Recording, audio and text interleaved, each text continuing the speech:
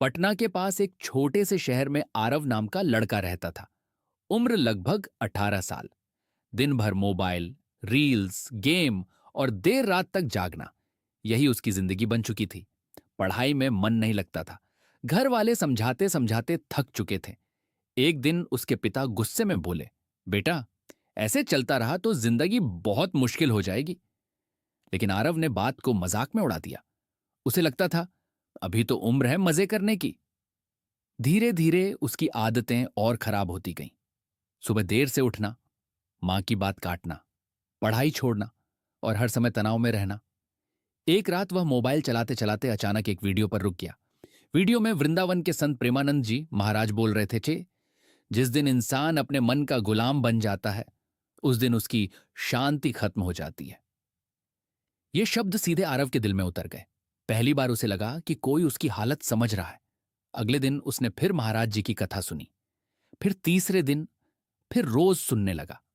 महाराज जी कह रहे थे, मोबाइल बुरा नहीं है, लेकिन अगर वही तुम्हारे जीवन का मालिक बन जाए तो समझो तुम रास्ता भटक चुके हो। आरव सोच में पड़ गया।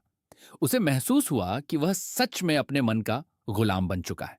कुछ दिनों बाद उसने अपने दोस्त से कहा, यार, मैं वृंदावन जाना चाहता हूं। दोस्त हंसने लगा। तू और भक्ति, तू तो 5 मिनट बिना मोबाइल नहीं रह सकता। लेकिन इस बार आरव गंभीर था। काफी जिद करने के बाद उसके पिता उसे वृंदावन ले जाने को तैयार हो गए।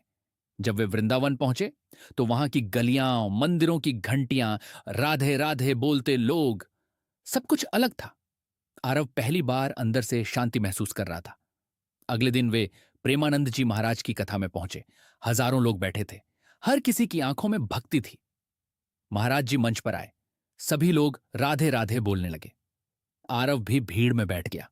महाराज जी बोले, आज का युवा बाहर से हंसता है, लेकिन अंदर से बहुत अकेला है। यह सुनते ही आरव की आंखें भर आईं। उसे लगा जैसे महाराज जी उसी से बात कर रहे हों। महाराज जी आगे बोले, तुम्हें शांति चाहिए तो पहले अपने मन को साफ करो। दूसरों की गलती देखना बंद करो। अपने जीवन को सुधारना शुरू करो। कथा खत्म होने के बाद आरव काफी देर तक चुप रहा।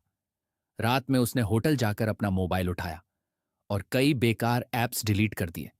उसने खुद से कहा, अब मुझे अपनी जिंदगी बदलनी है। वृंदावन से लौटने के बाद उसने छोटी छोटी चीजें बदलनी शुरू की। सुबह जल्दी उठना, माँ पापा के पैर छूना, दिन में कुछ समय पढ़ाई करना और रोज थोड़ी देर भगवान का नाम लेना। शुरुआत आसान नहीं थी। कभी कभी फिर मोबाइल की आदत खींचती थी। लेकिन जब भी उसका मन भटकता, उसे प्रेमानंद जी महाराज की बात याद आती। मन को हराने वाला ही असली विजेता है। धीरे धीरे उसका जीवन बदलने लगा। घर वालों के चेहरे पर खुशी लौट आई। एक दिन उसकी मां ने मुस्कुराते हुए कहा, बेटा, तू पहले से बहुत बदल गया है। आरव की आंखें नम हो गईं। उसे समझ आ चुका था कि असली खुशी मोबाइल की स्क्रीन में नहीं, बल्कि मन की शांति में है। कुछ महीनों बाद उसने अपने छोटे भाई से कहा, अगर जिंदगी में कभी रास्ता समझ ना आए तो अच्छे लोगों की बातें सुनना शुरू कर देना। एक सही बात इंसान की पूरी जिंदगी बदल सकती है। उस दिन रात में वह छत पर बैठा था। हवा धीरे धीरे चल रही थी। उसने आसमान की तरफ देखा और मुस्कुराकर कहा, राधे राधे। और शायद बहुत समय बाद उसका मन सच में शांत था।